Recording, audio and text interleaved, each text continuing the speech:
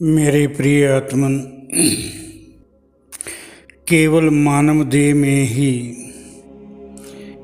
ये समझा जा सकता है कि ब्रह्मांड के कण कण में चेतन शक्ति के रूप में भगवान विराजमान हैं।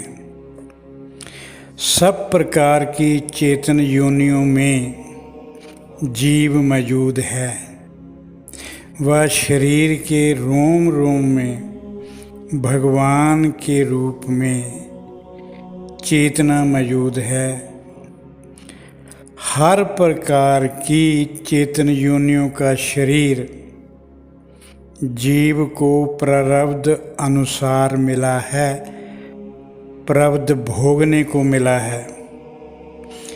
कर्तापन की भावना व अहंकार के साथ जीव द्वारा किए कर्मों अनुसार बनी प्रारब्ध को भोगने के लिए जीव को निश्चित समय के लिए शरीर मिलता है। हर योनि में जीव का जन्म शरीर के साथ होता है, परंतु शरीर के साथ मौत नहीं होती। मानव योनि कर्म व भोग योनि है, बाकी सब योनियाँ केवल भोग योनियाँ हैं। ये बात केवल मानव योनि में ही जीव की समझ में आ सकती है। केवल मानव योनि में जीव प्रारब्ध भोगने के साथ साथ नई प्रारब्ध भी बना सकता है। मानव योनि में जीव कर्तापन की भावना व अहंकार से मुक्त होकर सब प्रकार के कर्म करता हुआ निस्वार्थ व कामना मुक्त रहकर अपने जप तप से संचित कर्मों को खत्म कर सकता है, और किसी योनि में ये नहीं हो सकता। केवल मानव योनि में ही जीव संचित कर्मों को खत्म करके मोक्ष का अधिकारी बन सकता है और मरण जन्म के चक्कर से मुक्त हो सकता है। मानव योनि के अलावा और किसी योनि में जीव को बुद्धि व विवेक के साथ कर्म करने की सोच नहीं है, ना कर्तापन की भावना है और ना ही कोई कामना है, ना अहंकार है। इसलिए नई प्रारब्ध नहीं बन सकती। मानव योनि के अलावा और किसी योनि में जीव के पास जप तप सुमरण करने का विवेक नहीं है, इसलिए संचित कर्म खत्म नहीं हो सकते। संचित कर्म खत्म हुए बिना मोक्ष की यात्रा पर आगे एक कदम भी बढ़ाना असंभव। केवल मानव योनि में ज्ञान प्राप्त किया जा सकता है। केवल मानव योनि ही ज्ञान योनि है, बाकी सब योनियां अज्ञान योनियां हैं। केवल मानव योनि में जीव मोक्ष का अधिकारी बन सकता है और किसी योनि में नहीं बन सकता। जीव को गुरु केवल मानव योनि में ही मिल सकता है, और गुरु के बिना ज्ञान चक्षु नहीं खुल सकते।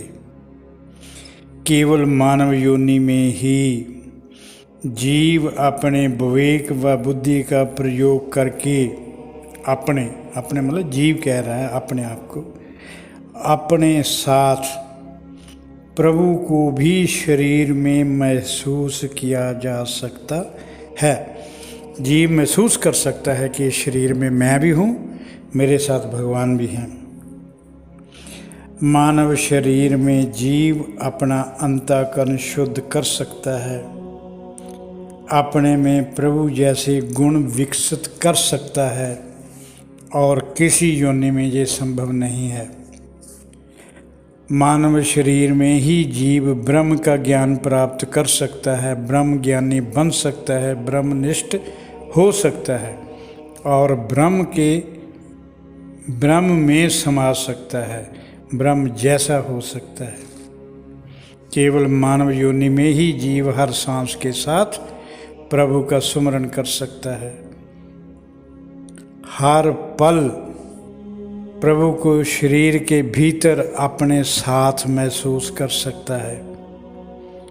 शरीर को प्रभु का मंदिर समझ सकता है। जीव मानव देह में ही अज्ञान दूर करके शरीर के रोम रोम में प्रभु की ऊर्जा व ओज को महसूस कर सकता है। जीव केवल मानव शरीर में ही महसूस कर सकता है कि प्रभु की चेतन शक्ति का विस्तार, ये शरीर प्रभु की चेतन शक्ति का ही विस्तार है। इसे क्रिया शक्ति, प्रभु ही इसे क्रिया शक्ति दे रहे हैं। शरीर में बैठकर खा पी भी प्रभु रहे हैं और बाहर रहकर वह शरीर के खाने पीने की सब चीज़ों का प्रबंध भी कर रहे हैं, उनका विकास भी कर रहे हैं। शरीर का पालन पोषण करने के साथ साथ रोम रोम को चेतन व क्रिया शक्ति भी दे रहे हैं।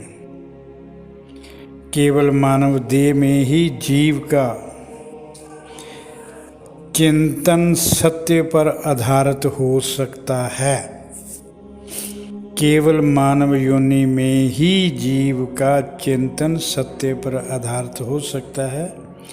बुद्धि की सोच सकारात्मक बन सकती है, अहंकार खत्म हो सकता है, मन विकारों से मुक्त हो सकता है, जिससे अंतःकरण शुद्ध हो सकता है। संतों का संग केवल मानव योनि में ही संभव। संतों का संग केवल मानव योनि में ही संभव।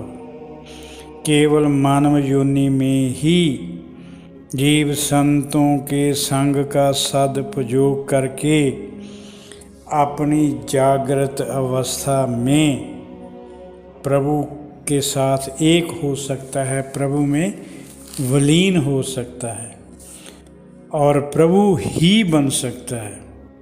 जैसे एक बूंद समुद्र में गिर जाए तो वह बूंद समुद्र बन जाती है, फिर उस बूंद का अलग कोई अस्तित्व नहीं रहता।